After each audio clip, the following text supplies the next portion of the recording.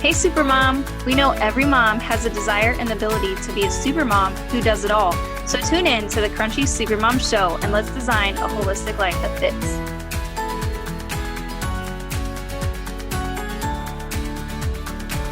Hey Supermoms, I'm Mandy. And I'm Sarah.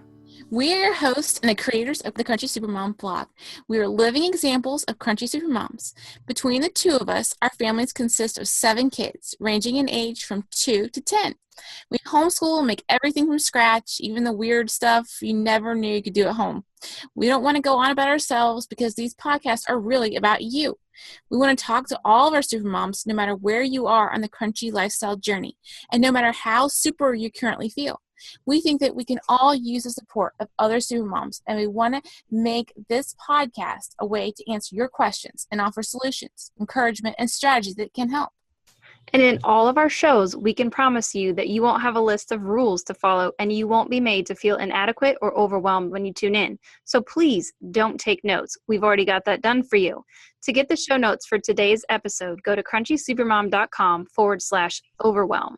We'll link to everything we talk about in the show and provide you with the action plan so you can just sit back and listen stress-free. So let's get to it. You'll get to know us more by tuning in. Be sure to subscribe so you never miss an episode.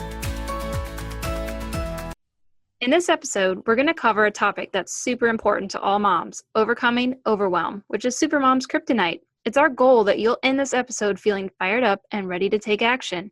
Now, don't forget to grab those show notes as they include the worksheets we talk about, along with all the resources to make a change in your life this very week. We hear from a lot of moms who feel like they're stuck in a state of constant overwhelm.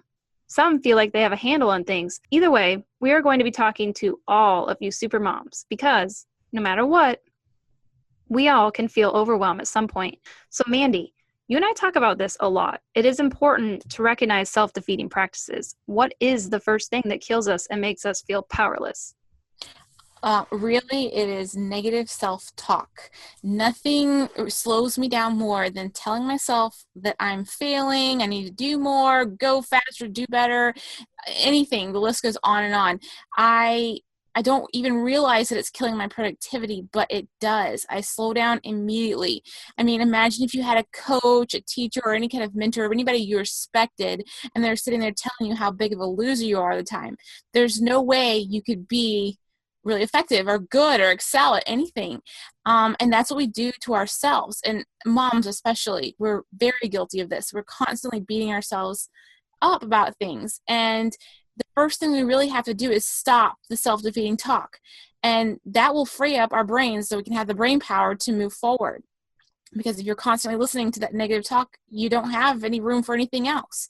And for me, it's a constant battle to stop this talk. I had to consistently remind myself, because I spent years doing it to myself, to stop speaking negatively about myself. And now that I'm more aware of exactly how much it kills my productivity, how it kills my energy, how it can just bring a cloud over my day, and then that attitude is passed on to my kids. You know, can they have a positive attitude if I'm sitting there being grouchy about myself? And when I'm aware of all those effects that it has, it's easier for me to make a conscious effort to stop the negative self-talk and not allow myself to stay in that dark place.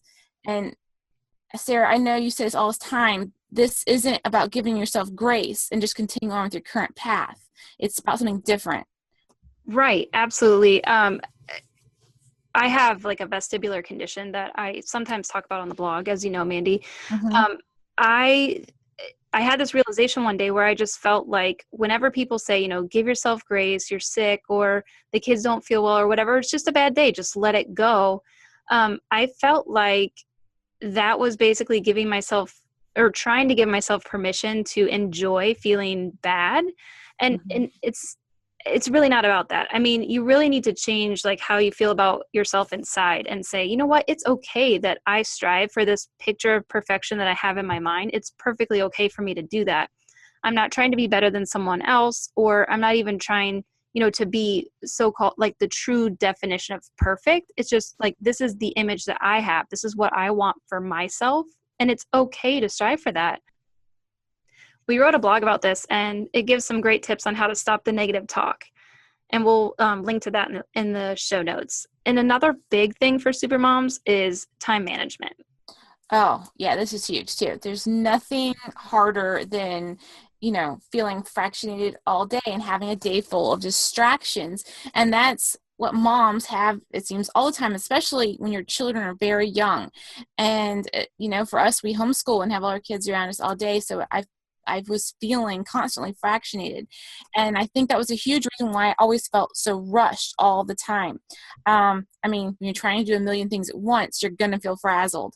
And so realizing that I had to end that fractionation in order to gain some feeling control was just a huge step for me.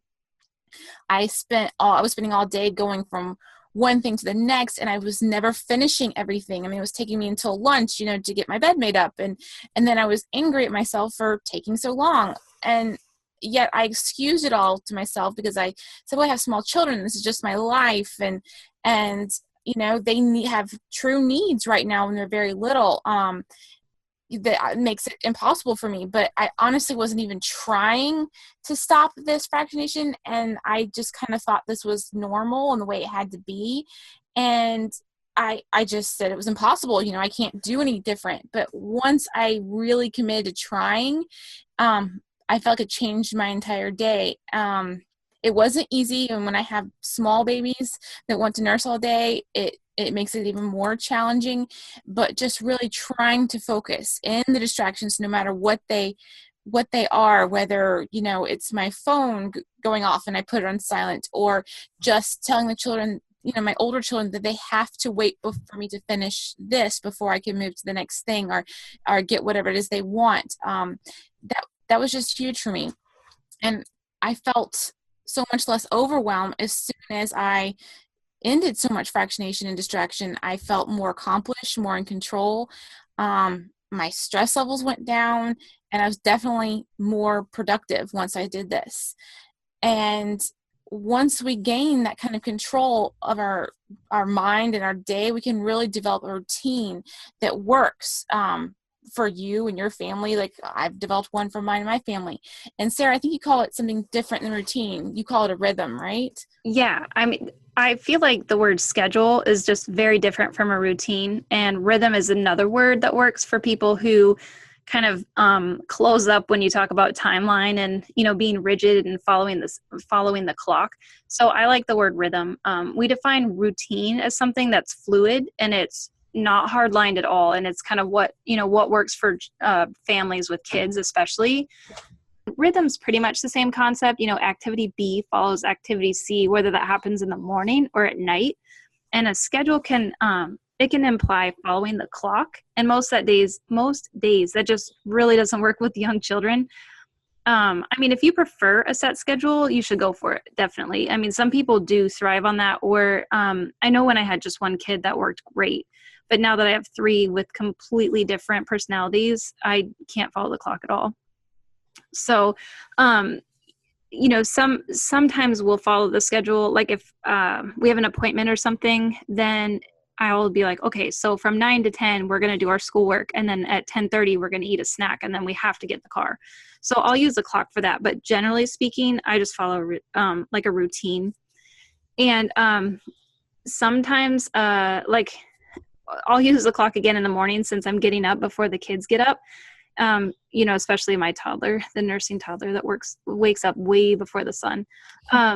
And I enjoy that morning time by myself where I can be alone and just kind of mostly like it's about coffee. I'll be honest. It's all about my coffee. Like I just really want to drink it hot. And while I'm doing that and I'm filling my virtual cup, or I guess not really virtual, but I'm filling my like spiritual cup and whatever else you want to call it. Like I'm going through my routine for the day. What am I going to accomplish?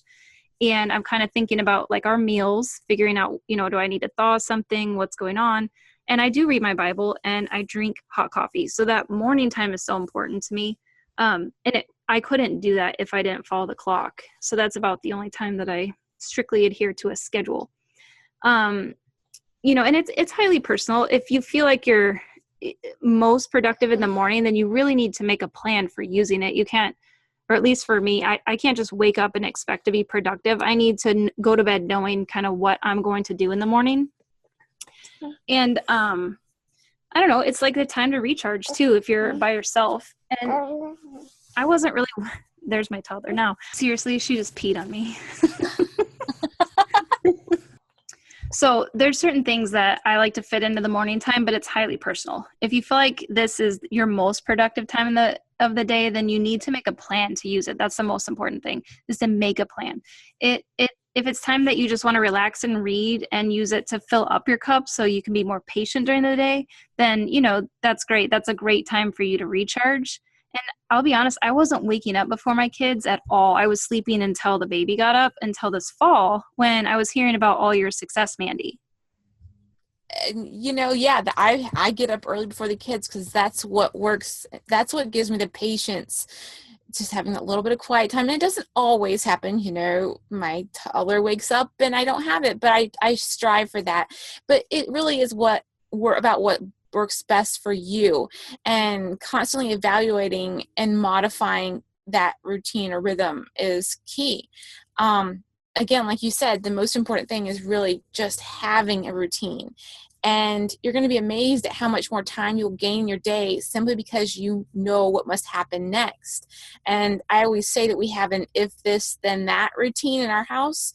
My kids know that once this is done, that will happen. So for example, in the morning, they must straighten up their rooms before breakfast. And we don't really have a set breakfast time, but we shoot for around 8 a.m. And so we don't progress to breakfast before they're getting their rooms. The morning cleanup is done. And I do my morning chores right with the kids. So for me, it's an easy way to make sure that they're getting started and paying attention to the time. Yeah, we do something very similar. We have a chore time using a timer for about 20 minutes after each meal.